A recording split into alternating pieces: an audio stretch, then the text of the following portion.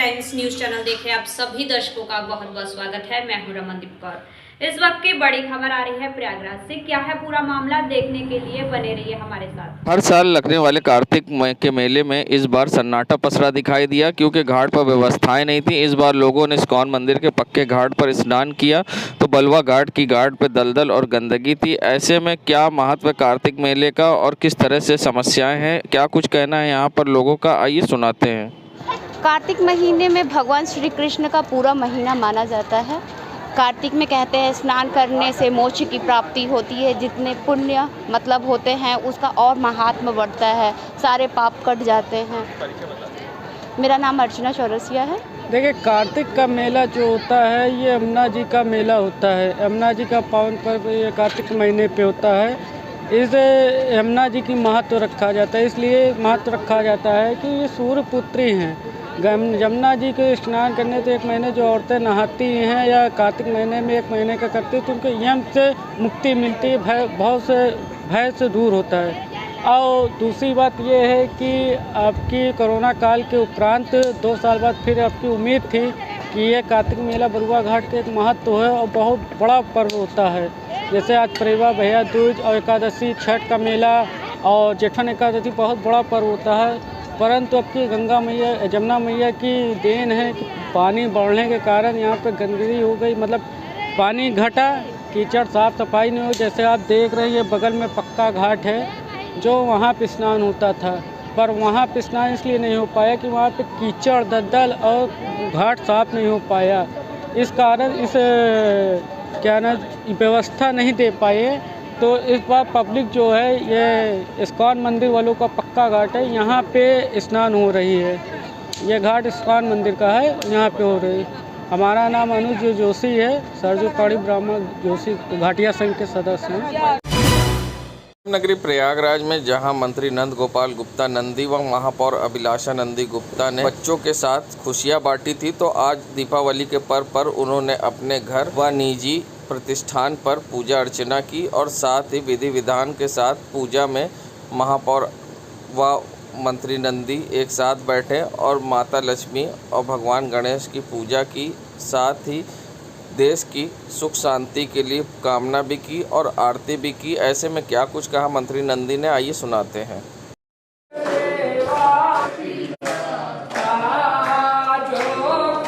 दीपावली के इस पावन पर्व पर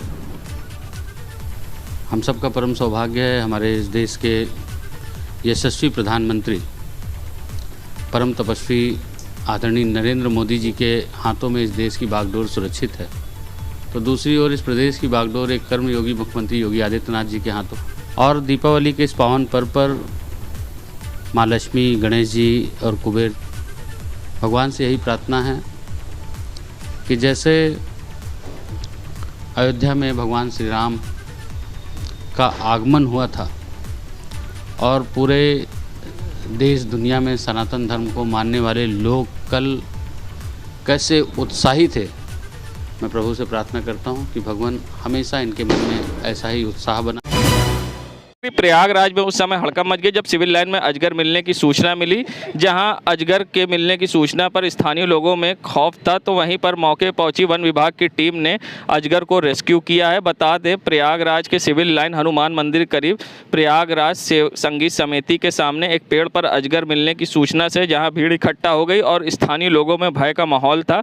वहीं वन विभाग की पहुंची टीम ने यहाँ पर अजगर को रेस्क्यू किया है। ये अजगर करीब 5-10 फीट लंबा और करीब 25 किलो वजन का था। जहां काफ़ी कड़ी मशक्कत के बाद वन विभाग के लोगों ने पेड़ पर चढ़कर अजगर को रेस्क्यू किया है। साथ ही अजगर को रेस्क्यू करके उन्होंने अपने साथ ले गए हैं। बता दें कि जहां रेस्क्यू तो किया गया है, अब इसको वन विभाग के लोग अपने साथ ले जाकर जंगल में रिलीज करेंगे। ऐसे में क्या कुछ कहना है वन विभाग के कर्मियों का, आइए सुनाते हैं। प्रयास ये बताएं किस तरह से आपको सूचना मिली, किस तरह से आप यहाँ पहुँचे और किस तरह से रेस्क्यू किया है? सर, ये 100 सिविल लाइन थाने से फ़ोन आया था, हमारे डीएफओ साहब के पास फ़ोन किया, फिर रेंजर साहब के पास गया, फिर रेंजर साहब दरोगा जी को फ़ोन किया, फिर हमारे पास आया कॉल।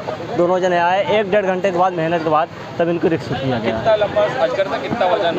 ये 20-22 किलो है और उसके बाद इसका 5 फीट का है लंबाई। कितने लोग की टीम आई थी आप लोग? 2 बस। हाँ, और प्रमोद सिंह स्नेक कैचर और ये हमारे संजय सिंह दरोगा जी। क्या नाम है आपका? हमारा नाम संजीव कुमार राठौर। हमारा प्रमोद सिंह स्नेक कैचर।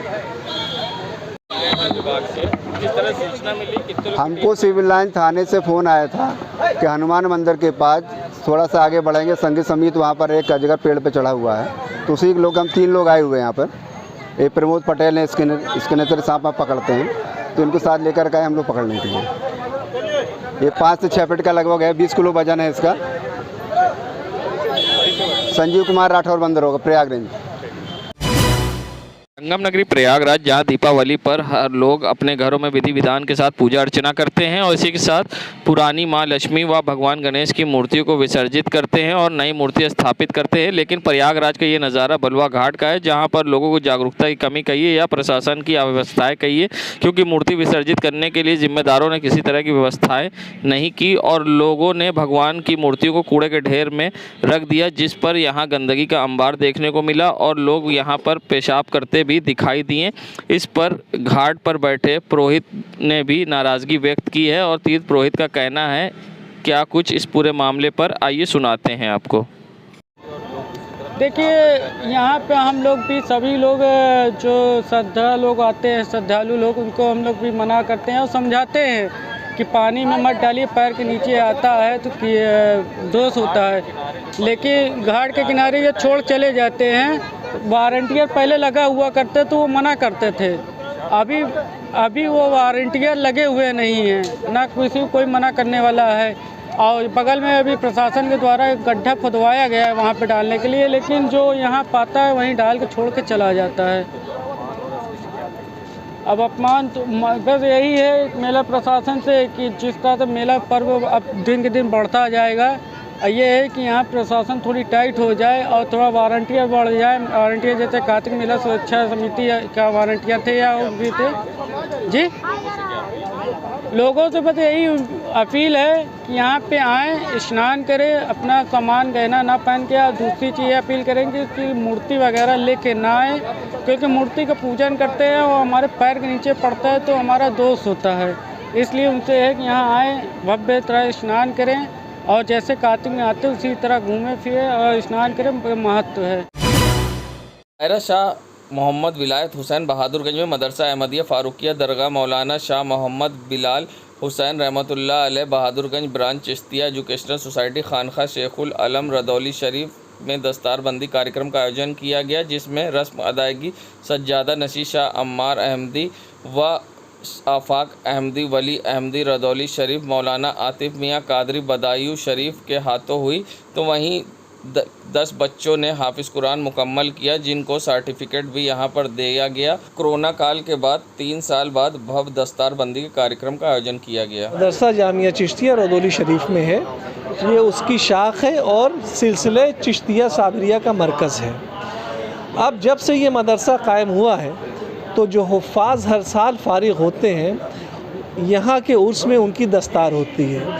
अब दस्तार का मैं मतलब बता दूं, जैसे यूनिवर्सिटी में डिग्री के बाद कन्वोकेशन होता है, डिग्री दी जाती है, वही तरीक़ा है कि उनको एक सर्टिफिकेट मिलता है कि अब हाफिज़ हो गए हैं। चूँकि 2019 से और 2022 तक कोरोना की वजह से हर चीज़ बंद थी और गवर्नमेंट का जो प्रोटोकॉल था वो हम लोग फॉलो कर रहे थे, इसलिए हमने नहीं किया। तो इस साल 3 साल के बाद ये दस्तार हो रही है। इसके लिए बदायूं से खानकाए कादरिया के हज़रत लतीफ़ मियाँ साहब जो हैं वो मेहमान ख़ुसूसी और मुकर्रर ख़ुसूसी का मतलब स्पेशल स्पीकर भी हैं और मेहमान ख़ुसूसी चीफ़ गेस्ट भी हैं वो। और इसके बाद भी अगर हालात नॉर्मल रहे, सब कुछ ठीक रहा, तो इंशाअल्लाह फिर से ये हर साल होगी। और जामिया चिश्तिया लड़कों की एजुकेशन, लड़कियों की एजुकेशन, हिफ्ज़, अंग्रेज़ी, हिंदी सब में काम कर रहा है और तालीम के दायरे में काफ़ी इसके मकबूलियत है और आने वाले दिनों में कई चीज़ें इंटर कॉलेज वगैरह हैं जो इंशाअल्लाह खोलेंगे। मेरा नाम आरिफ है। ये मदरसा चिश्तिया साबिरिया जामे चिश्तिया की शाख मदरसा अहमदिया फ़ारूकिया का जलसा दस्तारबंदी है। हर साल इस मदरसे से 10, 12, 15 हुफ़ाज़ फ़ारिग़ होते हैं। अब की साल इस मदरसे की दस्तारबंदी आज के दिन रखी गई है, जिसमें तमाम हिंदुस्तान के मशाइख तशरीफ़ ले आए हैं और ये दस्तारबंदी की रस्म अभी कुछ देरों में की जाएगी। कितने लोगों की आज दस्तारबंदी? आज 7 हाफिज़ों की दस्तारबंदी है, जिसके नाम है हाफिज़ शजरुद्दीन, हाफिज़ मोहम्मद वाजिद, हाफिज़ अब्दुर्रहमान और हाफिज़ वो अयूब और दूसरा छोटा अयूब, इस तरह से 7 बच्चों का। मेरा नाम अब्दुल काफ़ी सिद्दीकी है। मैं खानकाह चिश्तिया साबिरिया का खादिम हूँ और यहाँ का गुलाम। जहां आज परिवा के दिन सूर्य ग्रहण लग रहा है, ऐसे में सूर्य ग्रहण की क्या अवधि है और क्या महत्व है, इस पूरे मामले पर क्या कुछ कहना है पंडित आदित्य कीर्ति त्रिपाठी का कि प्रयागराज में किस तरह से इसका प्रभाव नहीं है, आइए सुनाते हैं आपको। पंडित जी, ग्रहण के बारे में। प्रयागराज में ये जो ग्रहण दिखलाई पड़ रहा है वो सायंकाल 4:27 से लेकर के 5:28 तक रहेगा। तो यह जो ग्रहण काल है वह विशेष शुभ प्रयागराज वालों के लिए नहीं है। उस समय विशेष सूर्य को दृष्टि से देखना भी नहीं चाहिए और कहा भी जाता है कि जो भी व्यक्ति इस समय अगर ग्रहण को देखता है तो उसे बहुत शुभ नहीं माना गया है। तो मेष राशि वालों के लिए, मिथुन राशि वालों के लिए, कर्क राशि वालों के लिए, वृश्चिक राशि वालों के लिए, कुंभ और मीन राशि वालों के लिए ग्रहण देखना तो बिल्कुल शुभ नहीं है, क्योंकि प्रयागराज का यह धरती ग्रीनविच मीन टाइम के नाम से प्रसिद्ध रही है। यहाँ से स्टैंडर्ड टाइम पूरे भारतवर्ष का लिया जाता है। तो गंगा स्नान करने से यहाँ पर जो सूर्य ग्रहण हो रहा है उसका विशेष पुण्य फल प्राप्त होता है।